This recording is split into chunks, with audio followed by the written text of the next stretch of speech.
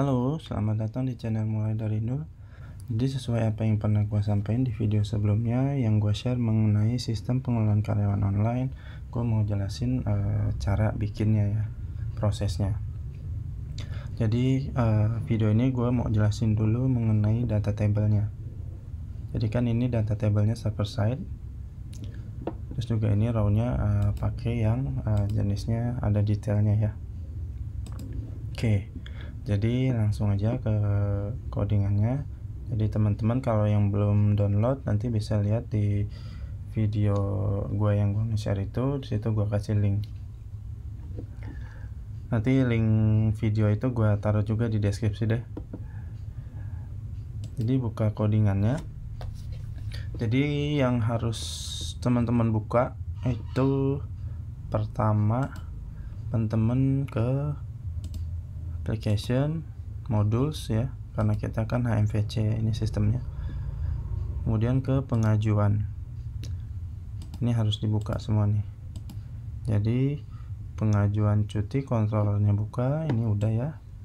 Terus modelnya juga buka, JavaScriptnya buka, terus sama di view-nya juga buka nih untuk indeksnya. Oke. Jadi ini kan source-nya itu yang di view ini ya.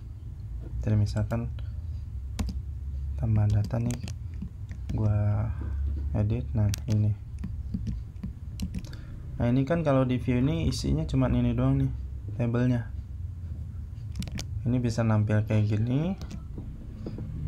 Mungkin kalau teman-teman yang nggak dijelasin mungkin bisa bingung ya, itu dapat dari mana, itu bisa kayak gitu. Oke, jadi pertama saat kita akses halaman ini, kita ke network ya. Jadi saat di row kita akses itu, jadi nih ada satu yang namanya XHR nih, ini pakai Ajax. Ada request yang pakai Ajax. Dia pertama dijalanin tuh ini pengajuan cuti, terus ke pengajuan cuti JS kan ini kita include juga ya di halaman itu. Nah ini dia jalanin ini nih, di sini ya sampai sini. Oke, kita gue jelasin. Jadi di sini kan table itu kita punya ID yang namanya example 1 ya. Nah ini kita settingnya di sini. Data tables. Nah ini processingnya true, server side-nya again true karena ini server side ya. Oke. Terus server side itu ngambil file Ajax-nya dari mana? Dari controller tampil data. Jadi kan kita punya base URL. Base URL itu kan ini ya. Base URL, terus URI segmen 1. Segmen 1 ini, terus kita ambil lagi URI slash segmen yang kedua yang leading ini kita biar dapat slashnya ya di depan, kita ambil ini, terus kita convert lagi sama tampil data. Tampil data ini di controller tampil data. Nah ini jadi stepnya gitu, dari sini ini ID, terus dia jalanin ini ya JavaScript, server side-nya dieksekusi, Ajax diakses ke controller tampil data di sini. Oke, sekarang kita ke tampil datanya. Ini ada fungsi check post. Jadi ngecek, jadi biar supaya nggak kayak gini nih. Jadi kalau tiba-tiba misalkan ada yang tahu nih ada tampil data digabung sama saya tadi. Oke. Jadi biar nggak bisa langsung diakses gini nih. Jadi gue redirect ke unauthorized gitu. Oke. Ada juga fungsi check Ajax ya. Jadi kalau halaman ini nggak di request berdasarkan Ajax atau XHR ya, itu dia akan ditendang lah ya istilahnya, di redirect gitu, nggak boleh gitu. Jadi kalau misalkan dibuang pun nih yang checkpostnya, ini tetap dia nggak bisa langsung ke situ tuh, sama. Oke, balik lagi. Terus kita load nih modelnya tampil data. Oke, kita cek ya modelnya. Ini kan modelnya nih, data model itu ini ya, kita wakilin nama modelnya kan pengajuan cuti model, kita wakilin pakai data model tampil data. Oke, terus functionnya tampil data, function tampil data. Kok dikit banget kok bisa nampilin itu ya. Jadi ini jalanin juga fungsi get data. Nah, yang banyaknya di get datanya. Oke, get data ini mulai ngakses ke database ya, mulai berhubungan sama database. Jadi ini ada variabel juga, karena ini di dalam kelas, jadi variabelnya harus kita tambahin file di depannya. Ada pengajuan cuti, ini kita wakilin pakai PC. Terus kemudian kita bikin kan di data table itu kita bisa atur untuk ordernya ya. Ini jadi ini tuh untuk ini settingan ini ya, kita bisa order berdasarkan field apa aja nih gitu. Terus kolom search ini settingan untuk ini, jadi kita bisa search itu field apa aja yang kita punya di database. Ini settingannya. Kalau di sini bisa search itu berdasarkan nomor, nama lengkap, divisi. Jadi kalau kita cari misalkan berdasarkan ditolak nih, ini nggak bakal nemu tuh, ditolak gitu. Oke, terus juga ada untuk default ordernya. Jadi saat pertama diakses, ini ordernya berdasarkan apa. Nah, ini untuk defaultnya di sini kita settingnya, ini harus ada ya. Terus kita mulai query. Kan di pengajuan cuti itu nggak ada nama lengkap ya, kita nggak punya field nama lengkap, makanya kita perlu join nih ke data karyawan supaya kita bisa dapet yang kita butuhin, yaitu nama lengkap, divisi, dan lain-lain ya, dan atasan satu nih. From tabelnya di tabel pengajuan cuti. Kenapa ini dibikin variabel di sini? Jadi karena untuk query pengajuan cuti ini nggak cuma di sini doang kita pakainya, kita pakai juga di sini gitu ya. Ini buat dapetin semua recordnya, jadi biar nggak dua kali nulis. Nah, ini kan semua recordnya 18 entries ini dari sini. Oke, ntar ini saya jelasin belakangan, jadi terus ini kan waktu search itu kita setting nih, searchnya bisa berdasarkan nomor, nama lengkap, divisi ya. Jadi kalau di CI itu kan kita bisa nyari berdasarkan like ya, query like. Jadi ini kita looping si kolom searchnya ini, nanti kan 3 kali nih, kita juga kasih nilai 0 biar kita untuk ini kita kasih nilai ini, kita increment terus. Jadi nanti kalau kondisinya udah di terakhir, kita perlu group N gitu. Jadi group start itu kan berarti kan di codingan kita misalkan gini ya, dia tuh bikin gini nih. Jadi misalkan where A sama dengan A or B sama dengan B gitu ya. Terus grup N nya kita tutup. Jadi gini, kan kalau ada kondisi lagi kayak gini, and where, kalau nggak dikurung gini, ini artinya beda nih gitu.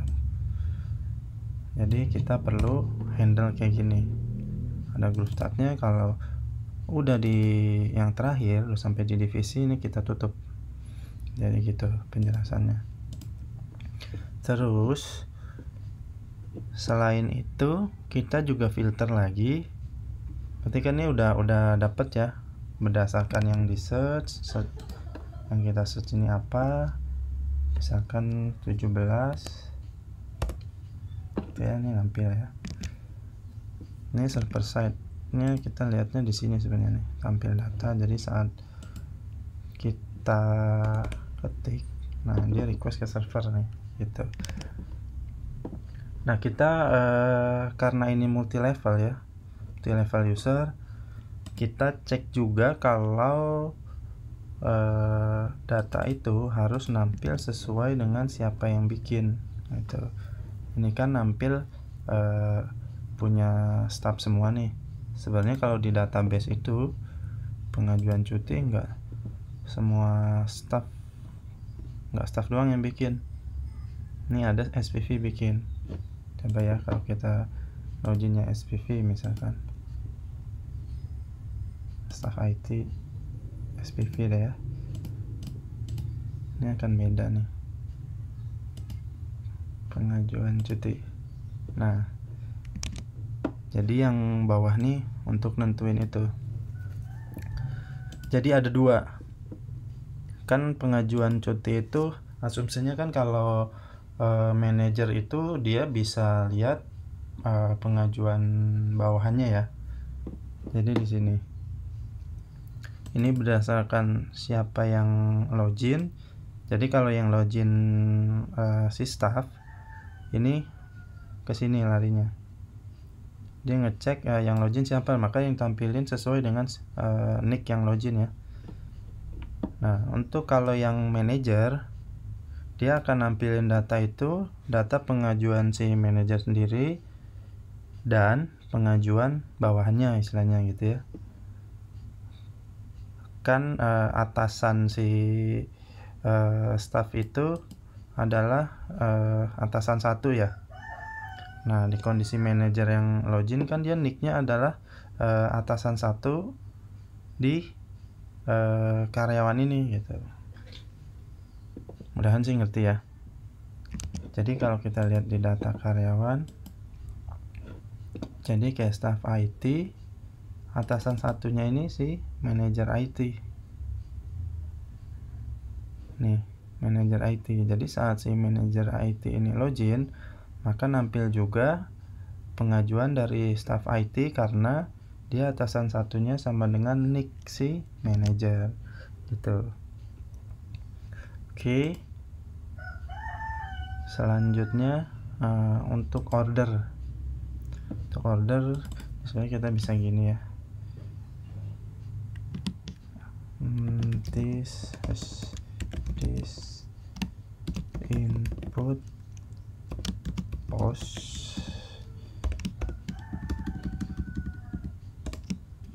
gini. Ini untuk kita mau order berdasarkan apa gitu. Ini nih. Kita berdasarkan this input post order. Salah apa ya? Kita undo dulu.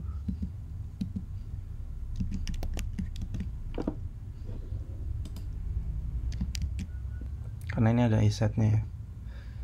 Sebenarnya kalau mau ya gini aja langsung, kalau mau kita pakai yang dari CI nya. This input post gini, jadi nggak perlu iset. salah lagi nih. Gini, ini juga sama. Nah, bisa. Jadi kita nggak perlu reset, karena ini kan kalau nggak ada dia nge-return 0 ya. Gitu. Nggak ada kan dia berdasarkan defaultnya tanggal input. Oke. Ini order by-nya berdasarkan ini yang udah kita set. Kolom ke 0 dari kolom ya, gitu. Ini dari ini apa namanya, dari si data tabelnya. Dir juga sama dari data tabelnya. Jadi kalau di panduannya tuh ada, jadi teman-teman bisa lihat. Ini dapatnya dari settingan dari data table supersetnya. Nah, kalau nggak nginput nggak ngeset order nih, berarti ordernya berdasarkan ya order tadi yang defaultnya itu.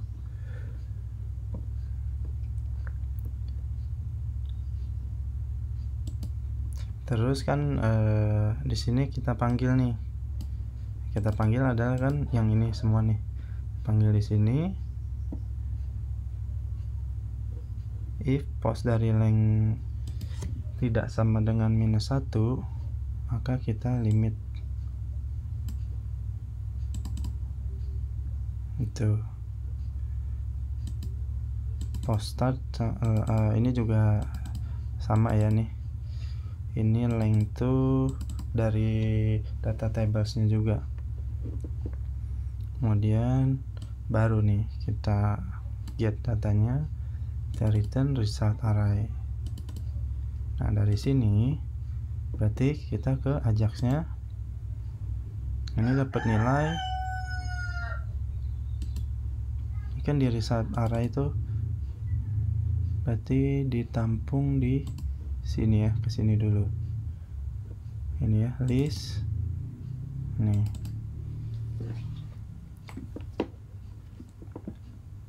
Jadi di controller kita mau ngirim nilainya ke JS ini. Nih, kita mau kirim nilai yang kita dapat dari database, kita mau tampung ke sini. Jadi gini. Jadi dari data yang kita dapat tadi, ini kita looping. Ini ada tombol action. Tombol action itu untuk yang di detailnya ini ya. Ini nanti teman-teman kalau mau nambahin lagi, coba tambahin ya. Misalkan ada detailnya yang mau ditampilin lagi gitu ya. Ini tombol actionnya. Nah, di tombol action itu kan kita hak akses itu ada edit sama hapus ya. Jadi ini kita cek lagi nih, dia punya akses nggak. Jadi kalau nggak punya akses edit, ini kita nggak tampilin tombol editnya. Jadi cek akses itu helper ya, kita buatnya di helper. Boleh kita buka ya helpernya. Helper namanya site helper. Ini site helper ini kita panggil di autoload. Tadi namanya check access user. Ini untuk ngecek akses user. Mungkin ini enggak terlalu gua jelasin ya. Teman-teman bisa lihat sendiri aja ntar. Ini untuk tombol actionnya, kemudian ini untuk row-nya. Row itu untuk data ya. Sebenarnya di data table itu yang kita kirim ke sini nih, intinya tuh ya ini nih, apa yang kita kirim gitu. Nah, ini row ini untuk record ini ya. Nah, ini kan. Jadi gue jelasin lagi. Ini array. Jadi kita tampung nih data yang kita dapat dari database tadi. Kita kan punya nick nih, kita dapat data nick. Ini array asosiatif ya. Jadi nick ini gue kasih nilai data yang kita dapat dari database yang namanya NIC. Ini sesuai, ini ada kondisi kalau perbatasan 10 maka teksnya jadi menunggu persetujuan. Kalau perbatasan satunya Y berarti disetujui, setelahnya ditolak gitu. Kemudian alasannya apa, actionnya, tombol action. Jadi ini nih, action tuh 2 tombol ini, tombol action. Nah terus array ini, setelah kita dapat array ini, kita record ini kita mau tampung lagi nih array ini ke dalam record ini array. Jadi kalau nanti kesimpannya tuh kayak gini jadinya nih. Misalkan ini array saat ini kan for each ya, berdasarkan jumlah recordnya. Misalkan di record pertama berarti kita dapat nilai ini, terus masuk dapat gini ya, misalkan si row ini kita dapat gini aja deh, ya udahlah gini. Terus istilahnya dapat si row, kemudian ini bentuknya array lagi gini, array yang isinya si row ini ya. Karena ini bentuknya udah array sih, pasti dia langsung jatuhnya kayak gini nih, string row. Terus string row lagi, ini masuk ke yang kedua gitu. Jadi ini kayak nge-concat gitu, nambah gitu. Terus ini intinya yang kita kirim buat ke data tablesnya, kita decode nih. Jadi dari array kita decode ke JSON. Ini array, sebenarnya kan nulis array itu selain begini bisa langsung kayak gini ya.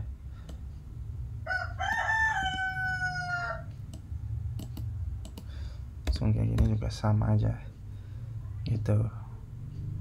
Kalau gue biasa nulis array kayak gini sih, lebih simpel gitu. Coba kita refresh, ada error nggak ada ya, bisa artinya sama. Nah di sini kita terima nih yang dikirim sama Ajax yang kita request. Ini kan nge-request ke halaman itu ya. Nah responnya kita tampung. Nah data itu nomor, nomor nih kan tadi di data ini ada nomor nih nomor. Nah ini representatif dari yang tadi ya, nama lengkap, divisi, status juga tadi ada ini gitu.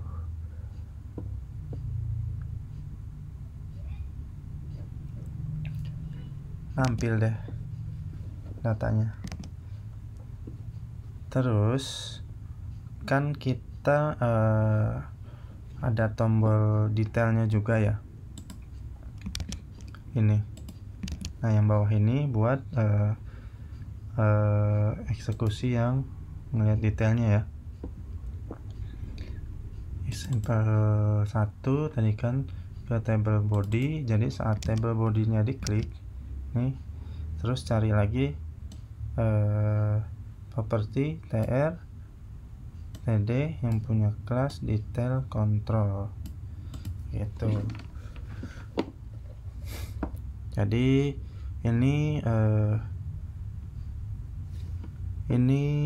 sih ngopi dari ini ya, dari data tables ya.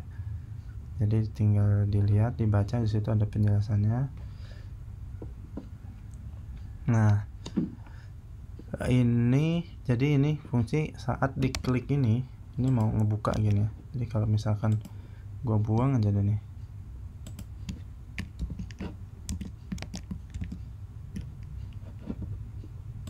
nah nggak bisa nih dia jadinya gitu.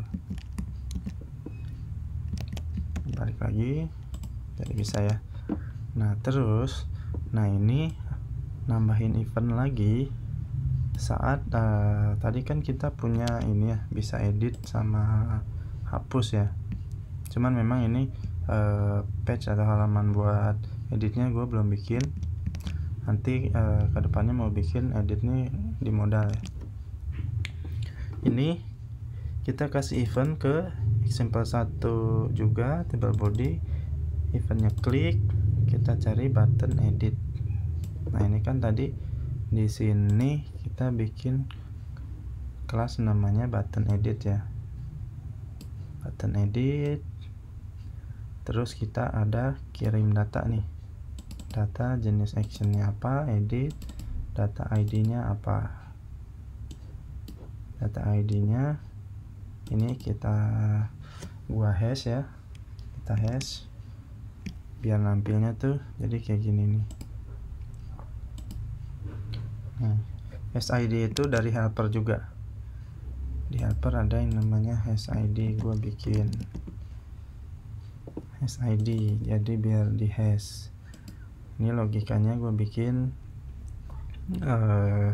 gua looping ya semua string yang ada di situ, kemudian gue pakai SHA-256 hashingnya.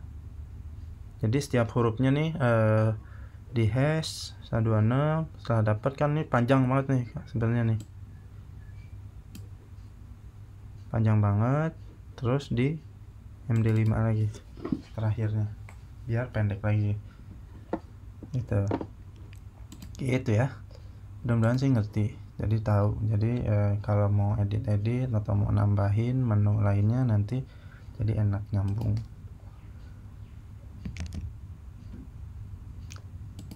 Jadi kalau kita lihat gini nih.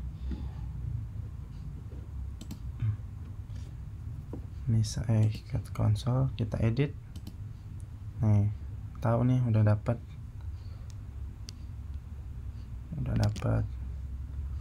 kita konsol nih. Jadi saat diklik itu kita udah dapat yang dikliknya itu apa.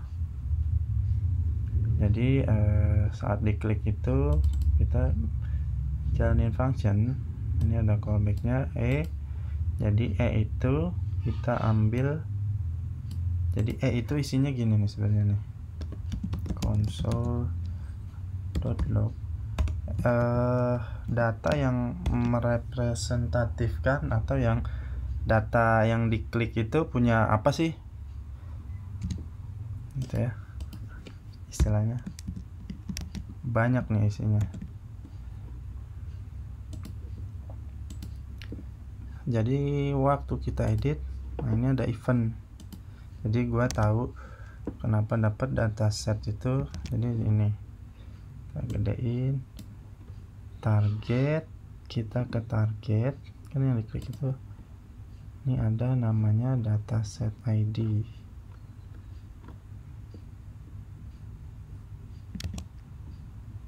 Target dataset ID.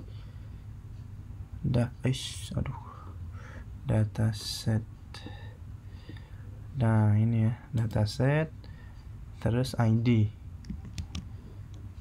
Kita ke dataset, terus kita ambil ID, terus yang jenis actionnya dataset jenis action ini. Jadi gitu. Nah nanti kan kalau untuk edit, kalau udah dapat gini enak nih, enak. Udah tinggal kita mau edit berdasarkan ID ini kan gitu. Jadi gitu untuk data table server side nya. Nah ini ada lagi terakhir fungsi untuk reload si data table server side nya ya. Jadi waktu habis nyimpen data nih, jadi gue nggak redirect, tapi gue reload cuman si table ininya doang. Contoh ya, misalkan jadi gini, kita buka konsol lagi, kita ke network. Kan kalau nge-reload itu istilahnya bakal nampil banyak ya source-nya yang dibutuhin untuk halaman ini. Karena ini gue cuman reload sebenarnya akan di reload ini, makanya si data tables tuh ada fungsi reload ini nih. Oke, misalkan gue tambah nih, ini kan nambah itu juga di Ajax ya, gue bikinnya misalkan tanggal 23. Oke, setelah gue simpen tadi kan kalau kita refresh nampilnya banyak nih ya, karena semua yang dibutuhin buat halaman ini. Kalau ini setelah berhasil, ini pasti ada Ajax buat nyimpen datanya, sama satu lagi buat ngereloadnya. Nah, simpan tambah, terus list notifikasi ini, terus sama tampil data ini. Jadi gitu sih teman-teman untuk alur cara kerjanya si data table server side dengan ada detailnya kayak gini ya, ada list detailnya. Mudah-mudahan teman-teman ngerti. Jadi kalau yang nggak ngerti bisa tanya di komentar. Next gua bakal upload lagi video penjelasan atau gua mau nambahin modul bisa untuk editnya sama hapus ya. Oke, terima kasih teman-teman yang udah nonton.